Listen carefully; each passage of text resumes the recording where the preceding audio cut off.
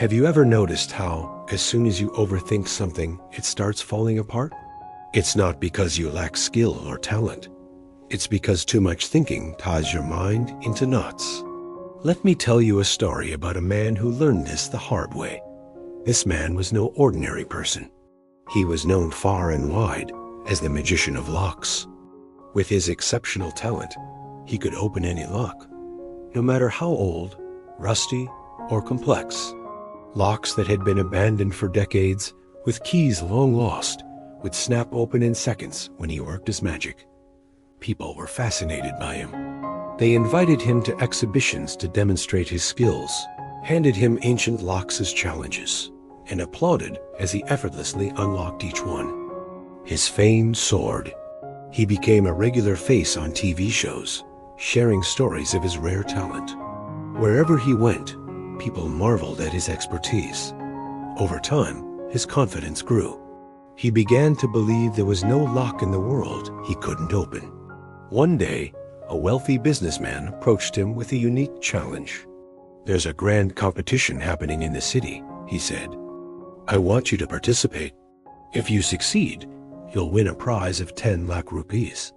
The magician was intrigued and excited. He accepted the invitation without hesitation. A competition, he thought. It would only solidify his reputation further.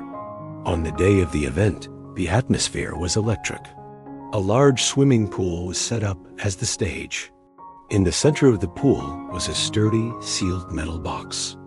A crowd of spectators surrounded the pool, their phones out, ready to record every moment. The magician arrived and cheers erupted. He waved confidently, smiling at the crowd. The organizer approached him and explained the challenge. "You'll sit inside this box," the organizer said. "We'll submerge it in the pool. Your task is to unlock it and swim out before you run out of air. If you're in trouble, press the emergency panic button and we'll pull you out immediately." The magician laughed. "That's it. I've opened locks underwater before. This will be over in seconds." The crowd clapped and cheered as he climbed into the box. Inside, it was cold and dark, but he felt no fear. This was his domain, his skill.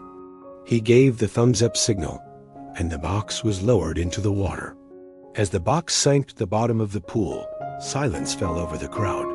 All eyes were on the magician. Inside the box, he took a deep breath and began his work.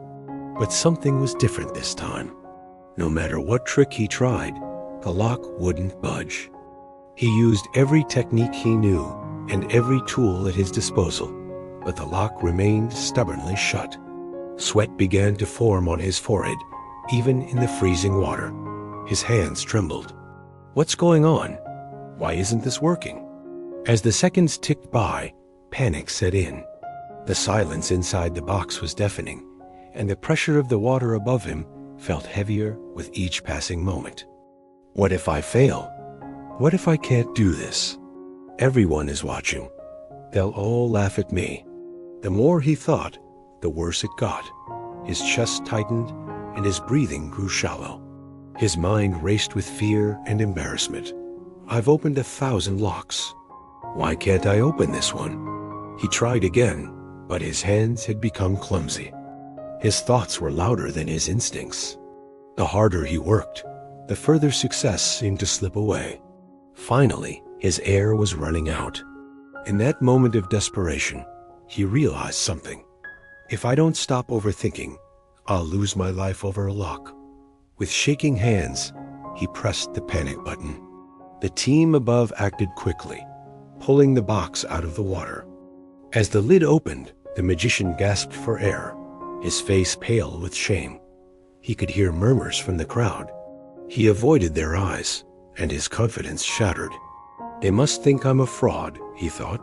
He shifted his weight inside the box to sit up, and suddenly the door swung open. Stunned, he stared at the open door. The lock had been a trick. It wasn't real. The organizer approached him with a knowing smile. "It wasn't about the lock," he said gently. "It was about your mind. You let overthinking become your real obstacle." The magician was speechless. He looked at the crowd, not with shame, but with gratitude. "Today, I've learned the greatest lesson of my life," he said, his voice trembling. Overthinking can make even the simplest things impossible. Sometimes, we need to trust ourselves and act without fear. In life, the greatest battles are often fought in our minds. Overthinking magnifies small problems, creates imaginary fears, and keeps us from achieving our goals. Whether it's a relationship, a dream, or a challenge, trust yourself and take the leap. Simplicity in thought leads to clarity in action. Remember, the lock you're struggling to open may not even be locked. It's just your mind holding you back.